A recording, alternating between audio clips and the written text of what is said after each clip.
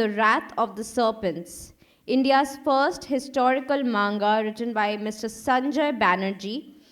This is a very dear book to us as it is not only India's first manga but also our first manga creation and advent of our journey into creating complete graphic novels or mangas. Mr. Sanjay Banerjee is an author of 4 books across fitness, mountaineering, and fiction, published in multiple languages. He has co authored 23 anthologies and written 3 comics, including Tagdu and the Wrath of the Serpents, India's first historical manga, launched at Hyderabad Comic Con last November. A CSR consultant and lifestyle coach, he set several age defying milestones at 59. He became the oldest Indian to complete the Mumbai, Kuala Lumpur, and Singapore marathons at 61, the oldest to earn an A grade in basic mountaineering from Manali, and at 64, the oldest Indian with 4 medical conditions to summit Mount Kilimanjaro. He's currently working on the Tagdu manga sequel.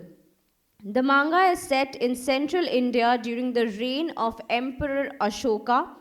This powerful story draws from our rich culture heritage and follows the journey of the brave Tagdu as he battles the serpent queen Nagani and the serpent sage Jaratkaru to protect his people. It marks an exciting milestone in India's storytelling, blending history and the visual language of manga.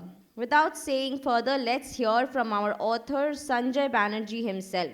Please join me in welcoming him with a warm round of applause. A small note to all, please wait till the end of the entire session for an award photo shoot for all our awardees. Thank you.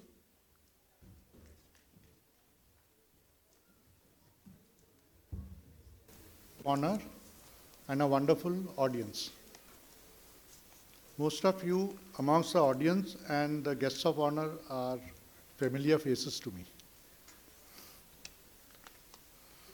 I feel deeply privileged to speak on this platform at this August gathering, and I extend my sincere gratitude to Yukioto for this opportunity. As a 10-year-old, growing up in the 1960s, I was fascinated by comics. Those were prolific years of imagination for me. I devoured Tarzan, Flash Gordon, and the junior classics like Robinson Crusoe, The Man with the Iron Mask, The Three Musketeers.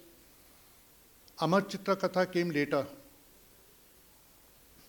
Comics were not just entertainment, they were my first doorway into history, adventure, ethics, and storytelling.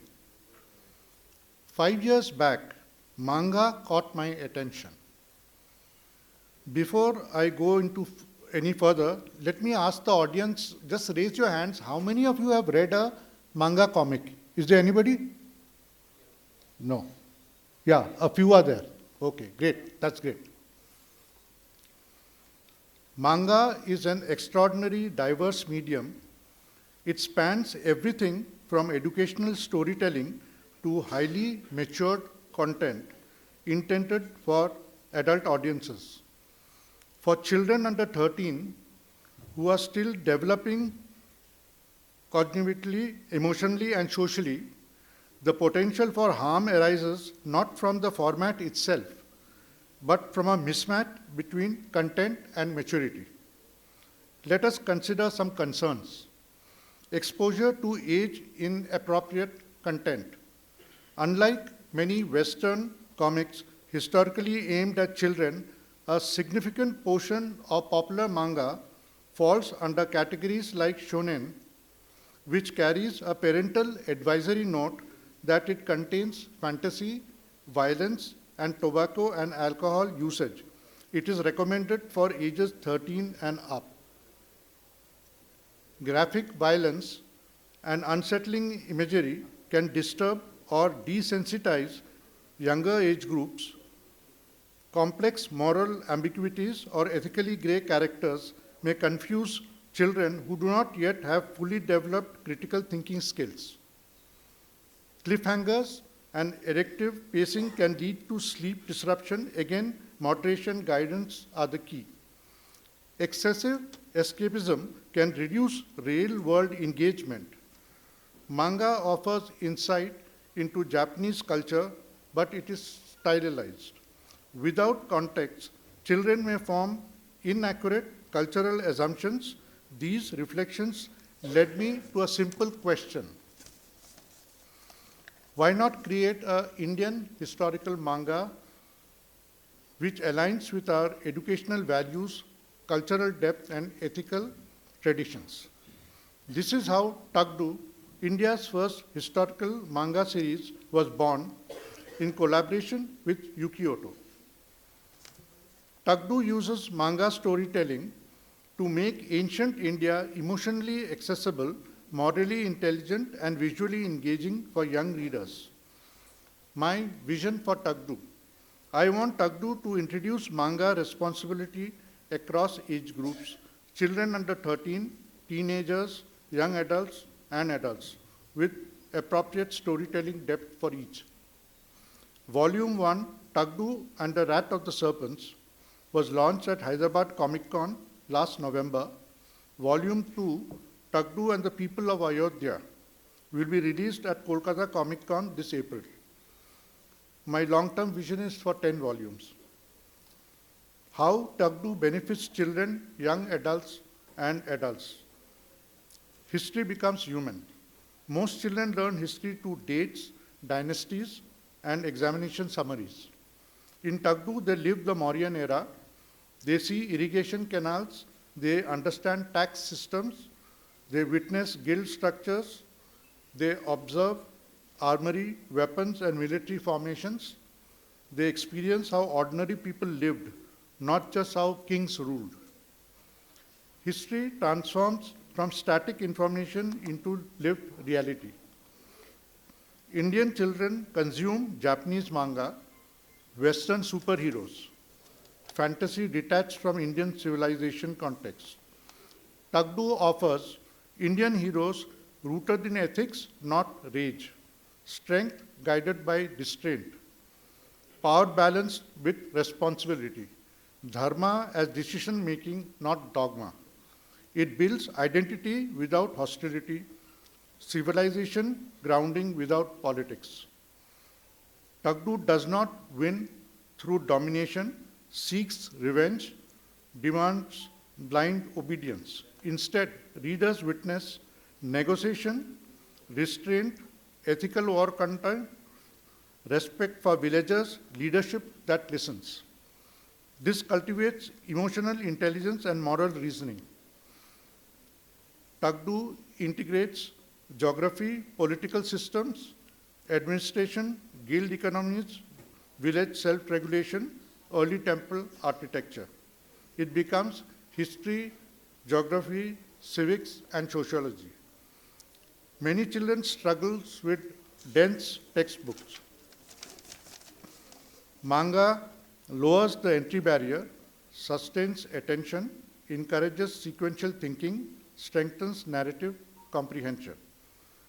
It is not less reading, it is structured visual literacy. In Tagdu, violence has consequences. Battle is not glorified. Aftermath matters. Villagers matter more than victory. Children learn that real heroism protects continuity. Tagdu is brave, but not arrogant. Strong, but not cruel. Devout, but not fanatical. Obedient, yet capable of independent judgment. Princess Prajnavati represents competence, courage, leadership without caricature. The balance matters. After reading Tagdu, children may want to visit Sanchi, Vidisha, Udaygiri caves, or Ayodhya. They may explore Kosambi. They may research Mauryan weapons. They may question architectural evolution. That curiosity is educational success. Volume 2 especially emphasizes farmers, potters, irrigation, wells. Urban children begin to understand that civilization rests on ordinary hands. Very important, the story is not political, is not sectarian, is not reactionary, does not attack any group.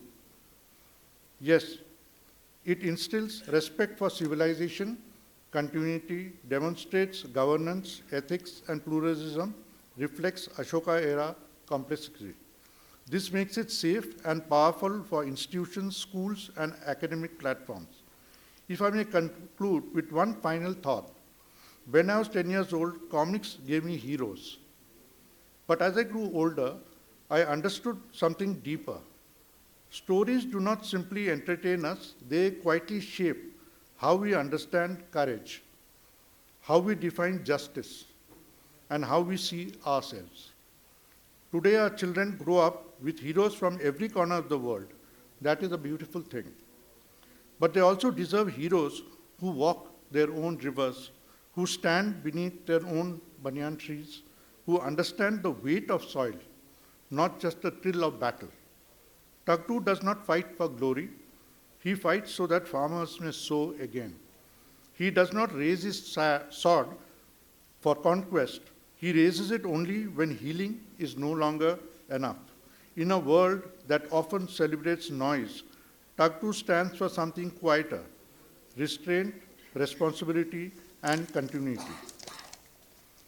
If even one child reads Tagdu and begins to see history not as an examination material, but as living memory, if one teenager learns that strength does not require cruelty, if one reader feels pride in India's civilization depth without hostility towards anyone else, then this journey has been worth it. Graphic storytelling is not a lesser literature. It is a literature meeting the eyes of a new generation. And if we root it in our own history with honesty, balance, and care, then we are not merely creating manga, we are restoring narrative confidence. I will end with Tagdu's words from Tagdu and the people of Ayodhya. Victory is not what falls before us. Victory is what remains standing when we leave. Thank you. Jai Hind.